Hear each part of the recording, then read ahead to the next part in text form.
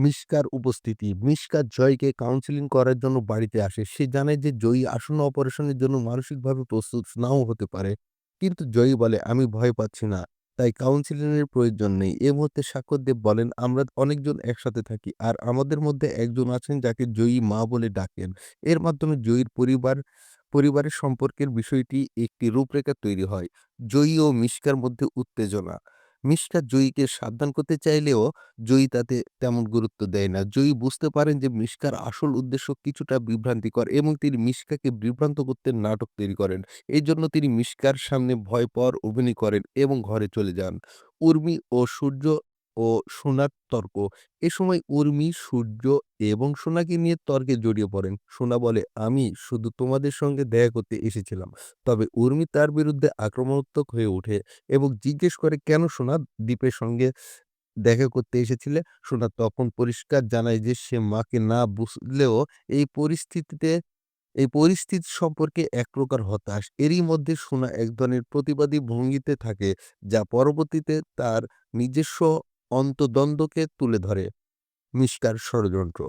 মিশকা দীপাকে হুমকি দেয় এবং তার জীবনে আঘাত করার জন্য কিছু লোককে অর্থ প্রদান করে। এ সময় মিশকা নিজের উদ্দেশ্য আরও পরিষ্কার করে এবং বুঝিয়ে দেয় যে তার পিছনে কিছু গভীর ষড়যন্ত্র চলছে। দীপা ও সূর্যের সম্পর্ক।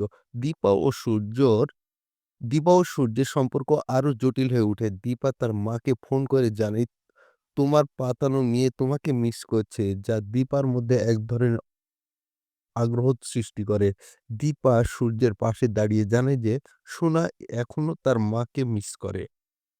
পরবর্তী পর্বের ইঙ্গিত। পরবর্তী পর্বে দীপা যখন জয়ীর সঙ্গে দেখা করতে যাচ্ছিল, তখন মিশকা দীপার অ্যাক্সিডেন্ট ঘটানোর জন্য ষড়যন্ত্র করে। তবে এই ষড়যন্ত্রের পরিণতি সম্পর্কে কোনো নিশ্চয়তা পাওয়া যায়নি। তবে এটি নিশ্চিত যে দীপার জীবনে বড় কোনো বিপদ আসতে চলেছে।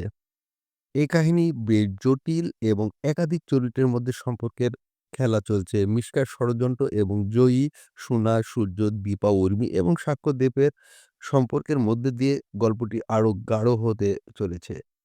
গল্পে পারিবারিক সম্পর্ক, বিশ্বাস, ষড়যন্ত্র এবং মানসিক চাপের পাশাপাশি চরিত্রগুলোর পরিবর্তনশীল মনোভাব বড় ভূমিকা পালন করছে। তো বন্ধুরা, কেমন লাগলো আজকের আপডেট? অবশ্যই কমেন্টে জানিয়ে দিন।